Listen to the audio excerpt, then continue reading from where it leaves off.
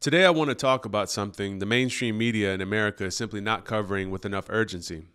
There are massive free speech protests happening in Brazil as we speak, all stemming from the recent shutdown of Elon Musk's X platform in the country. Here are the facts. A Brazilian judge named Alexandre de Moraes issued multiple orders for X to censor and suspend certain accounts. X refused to comply with the orders, stating that they violated Brazilian law. A local ex-representative in Brazil was threatened with prison and had her assets frozen even after she resigned. In August, the judge issued an order for the total suspension of X in Brazil on the basis that they didn't appoint a new local representative and didn't comply with the judge's prior censorship orders. X has now been officially shut down in Brazil, and many thousands of people are protesting in the country this weekend on their Independence Day. Now, Brazil is not America, but the Brazilian federal constitution clearly says any and all censorship of a political, ideological, and artistic nature is forbidden. I want to start by reading a statement issued by X's Global Government Affairs Department that outlines the series of events from their perspective. Judge Alexandre de Moraes ordered X to be shut down in Brazil simply because we would not comply with his illegal orders to censor his political opponents. These enemies include a duly elected senator and a 16-year-old girl, among others. When we attempted to defend ourselves in court, Judge de Moraes threatened our Brazilian legal representative with imprisonment. Even after she resigned, he froze all of her bank accounts. Our challenges against his manifestly illegal actions were either dismissed or ignored, and Judge de Moraes' colleagues on the Supreme Court were either unwilling or unable to stand up to him. We are absolutely not insisting that other countries have the same free speech laws as the United States. The fundamental issue at stake here is that Judge de Moraes demands we break Brazil's own laws. We simply won't do that. In the days to come, we will publish all of Judge de Moraes' illegal demands and all related court filings in the interest of transparency. Unlike other social media and technology platforms, we will not comply in secret with illegal orders. To our users in Brazil and around the world, X remains committed to protecting your freedom of speech.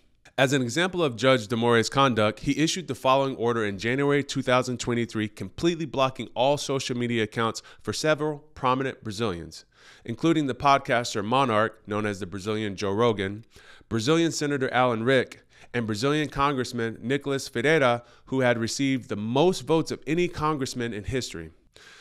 The order is unconstitutional in Brazil in 5 different ways. Number 1, the order violates the Brazilian constitutional right to freedom of speech.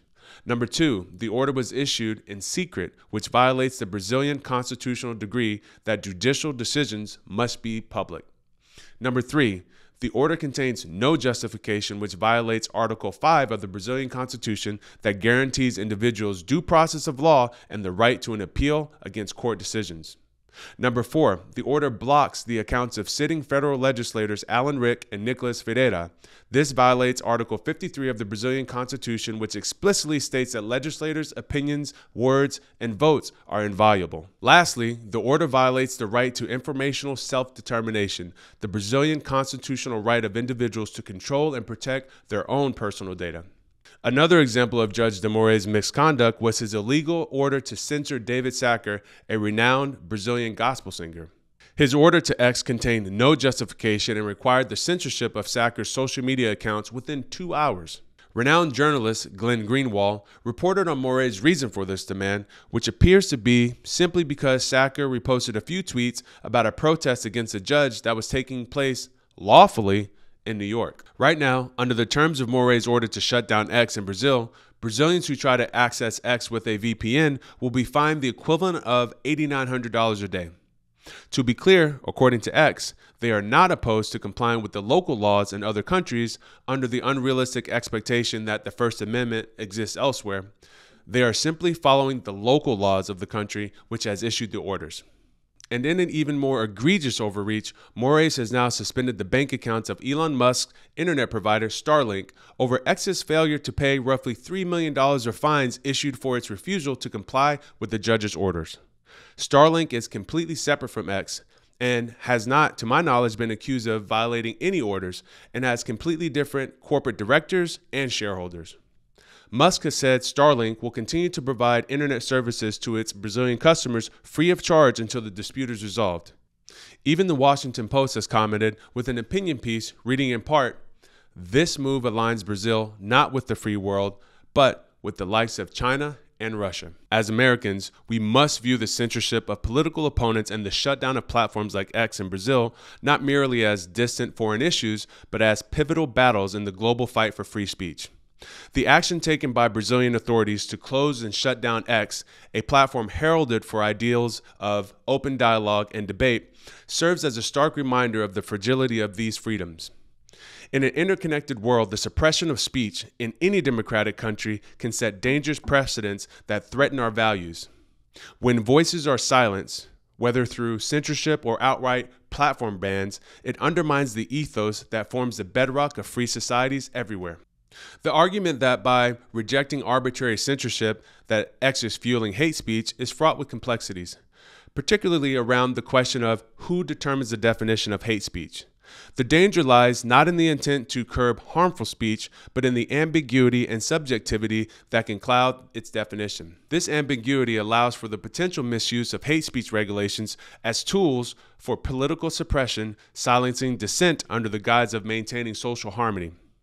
As history has shown, what begins as a well-intentioned effort to protect communities can swiftly transform into a mechanism that can enforce conformity and suppress critical voices.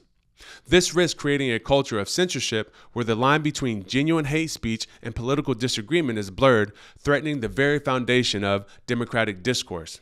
It is essential, therefore, to approach any regulation of speech with clear, narrowly defined criteria that protect free expression to avoid curtailing vital civil liberties. As Americans, we must prioritize the protection of our ability to speak freely, even at the cost of encountering speech that might offend or unsettle us. Choosing to embrace a wide array of viewpoints, including those we vehemently disagree with, safeguards our own rights to express potentially controversial or challenging ideas. And we need this protection. This is essential, especially in a time when the boundaries of acceptable discourse can be tightly drawn by those in power who might be tempted to label dissenting opinions as dangerously out of bounds. Let us not trade our precious freedoms for the comfort of avoiding conflict.